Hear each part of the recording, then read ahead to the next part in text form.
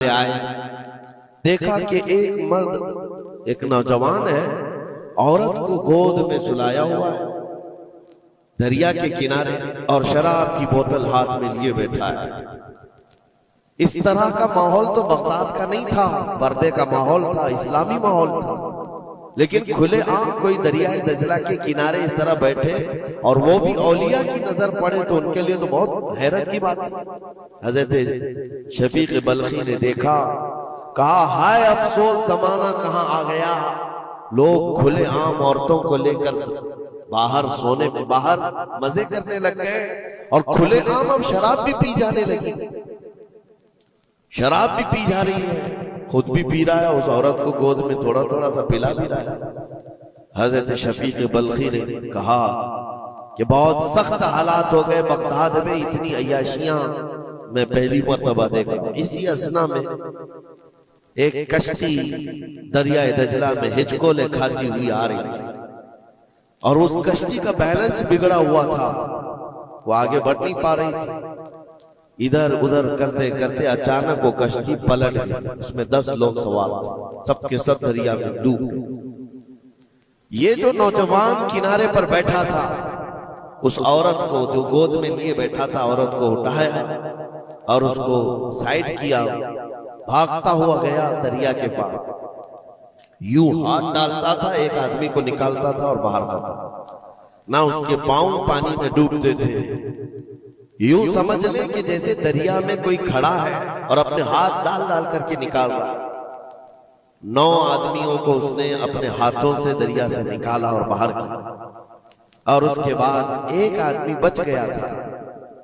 اس نوجوان نے حضرت شفیق بلخی کی طرف دیکھا جو وہیں کھڑے تھے، کہا کہ اے شفیق بلخی، میرے بارے میں بہت کچھ تم نے سوچا دل میں، 9 تو میں نے نکال دیا، ایک آپ نکال دیا،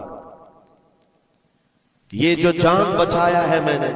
اور رب تبارک و تعالیٰ نے فرمایا جس نے کسی ایک کی جان بچائی اس نے پوری کائنات کی جان بچائی، پوری دنیا کی جان بچائی، میں نے تو 9 کو بچایا، آپ ایک بچاؤ۔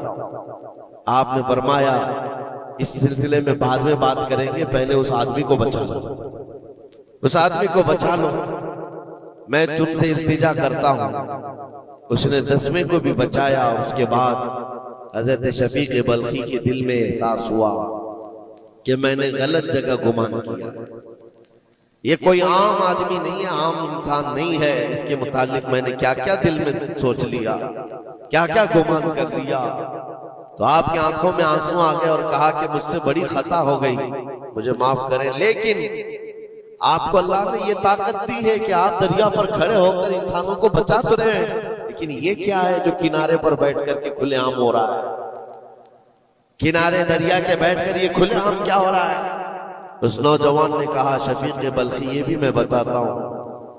وہ گود میں پڑی ہوئی عورت کوئی عام عورت نہیں، میری معذور ماں ہے، بیمار ہے،